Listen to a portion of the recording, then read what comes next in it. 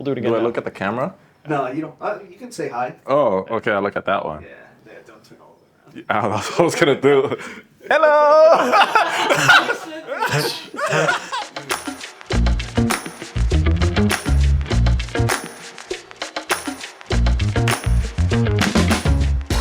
Hello everyone, Raymond from Analog Shift here. We're joined today by our friend Elias to talk a little bit about watches and how he got into them. How you doing, Raymond? Thank you. When did you kind of acknowledge that you had an interest in watches and where'd you start? So my interest in watches starts like when I'm 5, because my mom used to have a Casio Terrace watch or a FW21 watch, and it was like, you know, digital. And she used to give it to me when I started going to school because I hated school. So like I always wanted to be out so I could tell the time, like, you know, what time school ends, like 2:25, she's gonna pick me up. Then my aunt had a Pulsar watch, which is like a tank and it was square. And I always remember she always having it when she would like visit me. And that's, you know, when you're a kid, the first image you see. So that was like a square watch. So I kind of became attracted to like square watches. Then when I got older, like I always wore watches, like it was always gifted to me. But then when I got like in high school or like towards college, I had like the money to buy watches and stuff. So I bought myself a Bulova, and then I bought myself a Lord Elgin. Okay. And then that was like the era of like AOL and whatever. So then I started researching watches, and then from there it's like a bad money pit, nonstop. Because I just collect vintage, so yeah. Cool. Yeah. AOL really AOL puts a pin in it for me. Yeah, I was hogging the broadband when everybody was like, yo, what's going on? I need to make a phone call. Like, I'm researching watches, hold up. Trying to get a high-res pick of the style. Yeah, I'm trying to want to see this Lord Elgin ad. Is this the Lord Elgin that I took a look at earlier, by any chance? Yeah, that's one of them, yeah.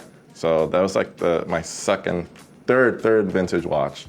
And it was vintage from the start and nothing that would be maybe your first watch where it's circular and pretty simple, which is what I feel like most people are drawn to. It was some kind of shape and old to begin with. So like the Bulova from 1945 and then the Lord Elgin was like my grail at that point. I got it and then I moved on. So, you know, you check off the list and you keep moving on. It's never ending. It's never ending. It's terrible. It seems like moving on has very much become an evolution, and this pile of watches that we have here. It's a mess. It's certainly a common denominator between amongst them all, but you know, it's kind of evolved and developed, not really changed, which I think is really cool because there is such a strong theme here. Yeah, because I don't sell my watches, so I literally have the same style, which is usually time only. Maybe I might say the day, but I don't need any other like more complication or anything else. I'm not gonna go scuba diving, you know, or I'm not going to the moon. So that's me. I'm very simple. So function, not as important. You like to tell the time, as you mentioned. You always like to tell the time. Yeah. But it is very much about design. And that's why we see a lot of interesting vintage JLC, Cartier, and some obscure brands that a lot of people might not have heard of. That is correct. I'm very big into case shape. I'm a jewelry enthusiast, so design comes first, and I also collect gold. So yellow gold is the main metal color choice for me, because it goes with my jewelry. When you go to school, they teach you all these shapes, so you shouldn't be just close to a circle. That's what I think. So I try to collect every other shape besides a circle in the collection. That's like my philosophy. So I do have a Datejust there, but primarily it's gonna be like not round. Close to round, maybe oval is fine, but yeah. Yeah, I think it's very interesting that from what I can tell, the largest watch in your collection that I can see is a Datejust, which 36. most people would be, which is 36 millimeters in diameter. Most people would consider that to be a small watch. I personally feel like it's kind of the perfect size and mid-size watch. But when that's your biggest watch by kind of a substantial margin in your collection, I think that's pretty, makes for an interesting pile of watches. That's the biggest watch, yeah. Yeah.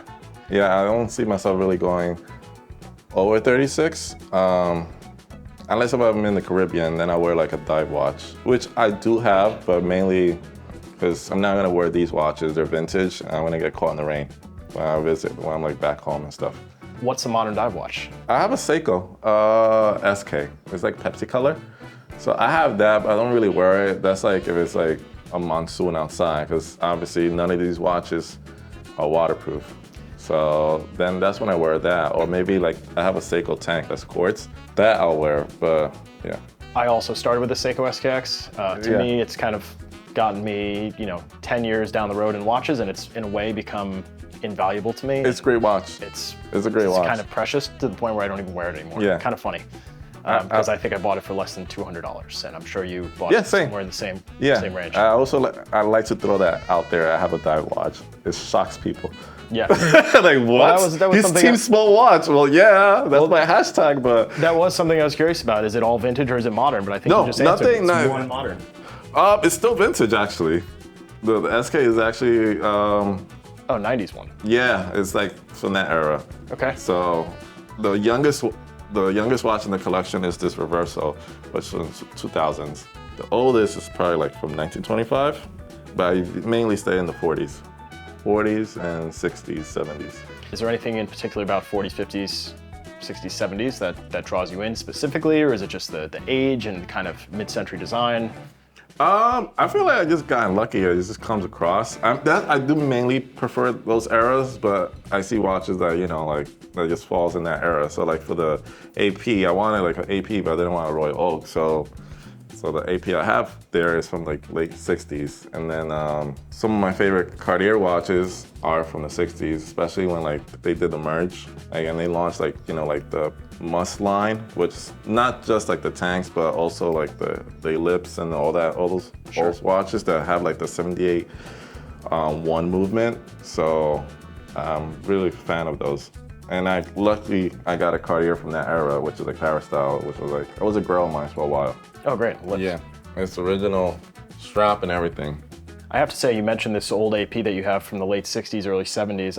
That's got to be my favorite era of AP. Yeah. I think AP, Patek, anything that was pre-Royal Oak and Nautilus, yeah, these brands were having a lot of fun. I mean, yes, you have on a Midas right now. Yeah. And these are really daring designs that might not have been so daring in the 70s, but I think are, people are starting to pay, yourself included, especially, starting to pay a lot of attention to these designs that were, that represent great value in vintage, especially from these larger brands like AP, Patek, and Rolex. Yeah.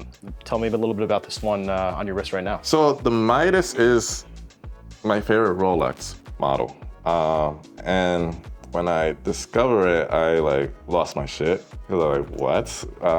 And then the history, it looks like the Parathon. Like, you move it this way. Really big into like Greek and Roman architecture and jewelry and Byzantine jewelry. So obviously like even my rings, so like I need to have this because this is a Greek ring and like there's also Greek rings and stuff. So I needed to have that. So I thought I would have that watch when I was 40. That was my grail. Like when I turned 40, I'll get a Midas. I'm not 40, I'm like 33. And I had a good opportunity and I snagged it. I actually think that's a great segue. How you relate watches to jewelry, what comes first? Tell me how you came to be interested in watches and jewelry as they relate to one another. Jewelry is really big in Dominican culture, so especially like nameplate rings. So yeah, I was always aware of jewelry, and then like sometimes like my mom or aunt, she had like friends that were like in jewelry business and stuff, and they would like come over and like, so we could pick jewelry, and like my mom would like let me pick, and like, I'm not a jewelry expert at that point, but like I would remember like blue stone was like a sapphire, and then like green was jade, and then just caught my attention. And then as you get older, you start like thinking, oh, I remember this, and then like I just started buying books, buying jewelry myself, and then it has been really nonstop.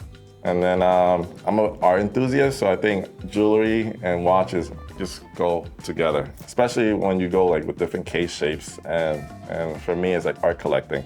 We had met once before. Yes. But it was at a pop-up that you run, and that's with clothing and vintage clothing. Yeah, I have a pop-up called Fargo's with my 3 other business partners. So we started like collecting so much shit to the point that we needed to get rid of it. Or we knew people that like, hey, I'm selling this, somebody who's selling it. So besides like eBay, we needed like a place. So we started like a pop-up and a year ago. And it went from like a cute thing to like a whole business now. And it's a beautiful community we built it, and we're very grateful for it. I can see that, yeah. There's a lot of good energy and Yeah. a couple cool people hanging out outside. Be nice to people and you know, good things happen. Yeah. Yeah. Love that. Yeah. So with clothing and jewelry and watches, there's, I think, a clear common denominator that there is style, and you mentioned art too. There's clearly style and aesthetics are very important. When you get dressed in the morning or when you're planning on going somewhere, what comes first? How do you start? Is it bottom up? Is it top down? So pretty much weather. If it's gonna rain, I'm definitely gonna be on a quartz side type of day.